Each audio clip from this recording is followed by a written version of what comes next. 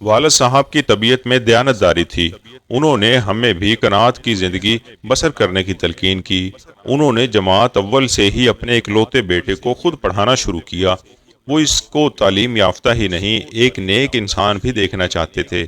والد صاحب کی توجہ اور محنت کی وجہ سے اعجاز ہر جماعت میں اول آنے لگا اور میٹرک میں بھی فرسٹ پوزیشن لی۔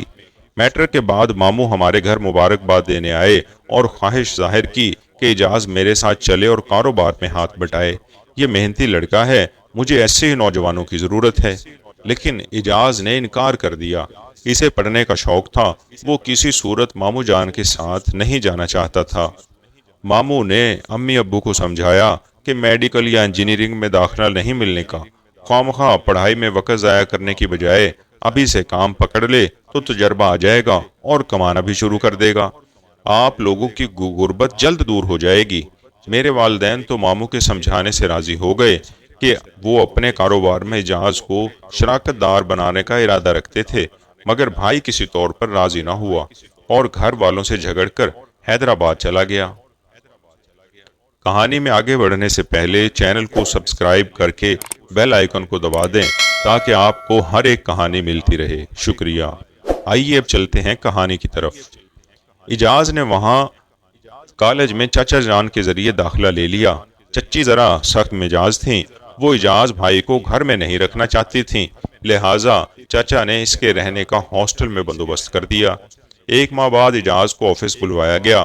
میڈم نے اس سے درخواست کے بارے میں پوچھا جو فائل میں نہیں تھی۔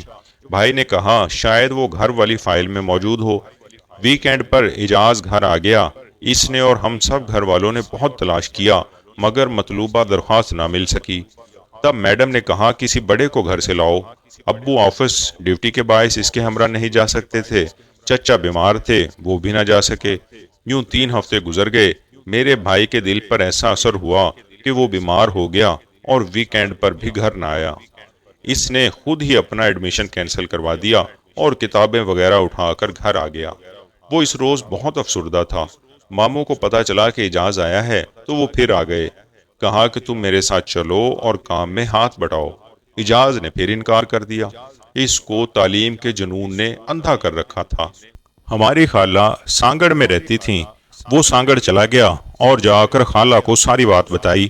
انہوں نے کہا تم میرے پاس رہ جاؤ، میں تمہاری تعلیم کے اخراجات برداشت کروں گی۔ یوں آسرا ملتے ہی بھائی نے وہاں گورنمنٹ کالج میں داخلہ لے لیا۔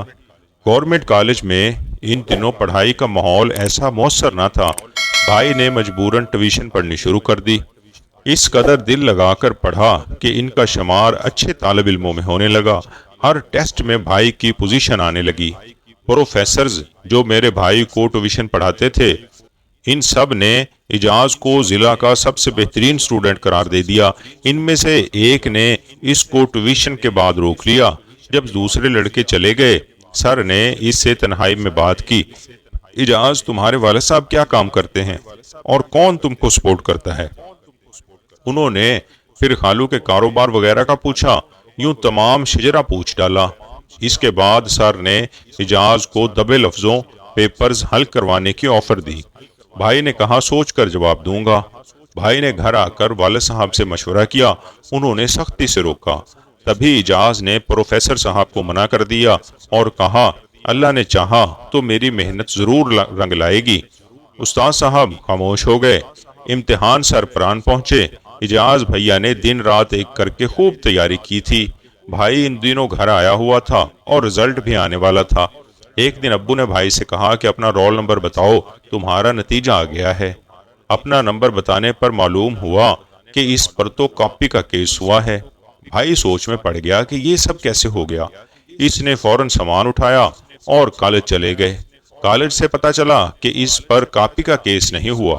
بھیا نے پوری لسٹ حاصل کی جن لڑکوں پر کاپی کیس ہوا تھا، ان میں اعجاز کا نام نہیں تھا۔ اب وہ پریشان تھے کہ کیا کروں، کدھر جاؤں، کس سے مدد کے لیے کہوں، کچھ سمجھ نہیں آ رہا تھا۔ میرے ماموں کا اثر و رسوخ تھا مگر وہ کبھی تعلیم کے معاملے میں بھائی سے مخلص نہیں تھے۔ انہوں نے اس معاملے میں کبھی بھائی کی مدد کی ہی نہیں تھی۔ البتہ ہمارے خالو کے بھائی نوید نے کہا میں تمہارا مسئلہ حل کروا دوں گا، تم فکر مت کرو، ہاں مگر کچھ نہ کچھ خرچے کا انتظام کرو۔ ایک تو بھائی کی عمر کم تھی، اوپر سے کسی کا کوئی بھروسہ بھی نہیں تھا۔ گھر کا کوئی دوسرا فرد ان کے ہمراہ نہیں تھا۔ وہ نوید کی بات پر یقین کر بیٹھا اور ان کی شرط کے مطابق امی کی 2 سونے کی چوڑیاں بیچ کر اس کو رقم تھما دی۔ اس بات سے ابو کو لاعلم رکھا۔ نوید نے وعدہ کیا تھا کہ 1-2 ہفتوں میں یہ مسئلہ حل ہو جائے گا۔ بھائی اب روز نوید کے گھر جاتا، مگر نا امیدی اور مایوسی کے سوا کچھ حاصل نہ ہوتا۔ چکر لگاتے 2 ماہ گزر گئے اور کچھ نہ بنا۔ ان دنوں میرا بھائی کن عذابوں سے گزرا میں بیان نہیں کر سکتی۔ سارا دن سوتے رہنا، پڑھنا اور نہ لکھنا، تنہائی میں اپنے آپ سے باتیں کرنا۔ اب پڑھائی میں دن بہ دن اس کا معیار گرتا جا رہا تھا۔ استاد پوچھتے، اجاز تمہیں کیا ہو گیا ہے؟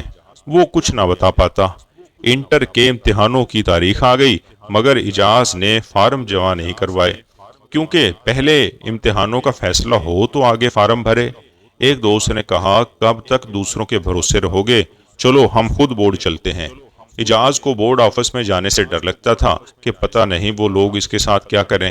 متعلقہ برانچ سے پتہ چلا کہ اس کے کاپی کیس کا لیٹر کالج بھجوا دیا گیا ہے۔ کالج آ کر پتہ چلا کہ لیٹر یہاں پہنچا ہی نہیں۔ اس نے کچھ دن انتظار کیا، مگر لیٹر نہ آیا۔ دوبارہ بورڈ کا رخ کیا، انہوں نے پھر وہی جواب دیا۔ وہ کالج واپس آیا تو پھر مایوسی ہوئی۔ چند دنوں کے بعد کالج سے ایک لیٹر ملا، جس میں حاضری کی تاریخ 5 روز پہلے کی درج تھی، جبکہ لیٹر 13 تاریخ کو موصول ہوا۔ گویا کہ جس تاریخ کو پیش ہونا تھا وہ کب کی گزر چکی تھی۔ لیٹر لے کر وہ بیچارہ پھر سے بورڈ گیا۔ کلرک سے فریاد کی کہ تم نے مجھے اتنی تاخیر سے کیوں لیٹر بھیجا ہے؟ وہ الٹا گلے پڑ گیا۔ پرنسپل صاحب کو بتایا۔ انہوں نے کہا، بیٹا انتظار کرو اور جو بورڈ تمہارے بارے میں فیصلہ کرے اس کو قبول کر لو۔ وہ اگلے دن پھر بورڈ گیا تو معلوم ہوا کہ کمیٹی نے ایک پیپر کینسل کر دیا ہے۔ بھائی دکھ سے نڈھال تھا، لیکن تقدیر کا لکھا سمجھ کر قبول کر لیا۔ بھائی نے اگلی کلاس کے فارم جمع کروا دیے۔ اب امتحان میں صرف 3 دن تھے، مگر سلپ نہ آئی۔ کالج والوں نے کہا، تم بورڈ سے پتہ کرو۔ بورڈ جا کر پتہ کیا تو انہوں نے کہا کہ تمہارے فارم ہی بورڈ میں نہیں پہنچے۔ کالج سے وہ لسٹ لی جن کے فارم بورڈ بھجوائے گئے تھے، مگر یہ بھی کارآمد ثابت نہ ہوا۔ اجاز ڈائریکٹر صاحب سے بھی ملا، پھر بورڈ میں بیٹھے مختلف لوگوں سے ملا کہ کوئی میری مدد کرے گا، کوئی تو احساس کرے گا، مگر کسی نے مدد نہ کی۔ مایوس ہو کر میرا بھائی اپنے ایک دوست کے پاس گیا۔ اس کی کوششوں سے اسے نئے فارم ملے، پھر بورڈ جا کر خود جمع کروائے اور فالتو کی رقم بھی جمع کروائی اور دستی سلپ لے کر آیا۔ اگلے دن امتحان تھا۔ وہ انٹرمیڈیٹ تو کلیئر کر گیا، مگر سی گریڈ میں۔ پھر اس کو تعلیم اور تعلیم دینے والوں سے ہی نفرت ہو گئی۔ اجاز کالج سے فارغ ہو کر گھر آیا، پھر کسی نے اس کو ان ہاتھوں کے بارے میں بتایا جنہوں نے اس کو اتنا رلایا تھا۔ پتہ چلا کہ وہی پروفیسر تھے۔ انہوں نے یہ سب کچھ پیسے دے کر کام نہ کروانے کی وجہ سے کیا اور چند روپوں کی خاطر میرے بھائی کا مستقبل برباد کر دیا۔ یوں میرا پیارا ہونہار بھائی، میرے باپ کے گھر کا اجالا، ان کا اکلوتا چراغ گل ہو گیا۔ اجاز نے دل برداشتہ ہو کر خودکشی کر لی اور کوئی ڈاکٹر اسے بچا نہ سکا۔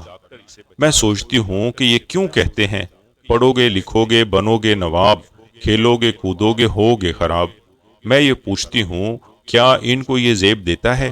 جو مقدس درس گاہوں میں بیٹھے ہوئے ہیں، ان درندہ صفت لوگوں سے کون حساب لے گا؟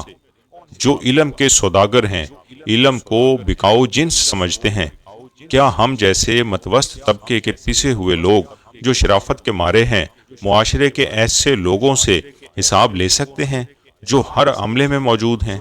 ہم کس سے لڑ سکتے ہیں؟ ہمارے زخموں سے خون رستا ہے، جیبیں خالی ہیں، سفید پوشی کا بھرم رکھنا مشکل ہو گیا ہے، مگر رشوت کا بازار گرم ہے۔ کیا ایماندار ہونا جرم ہے؟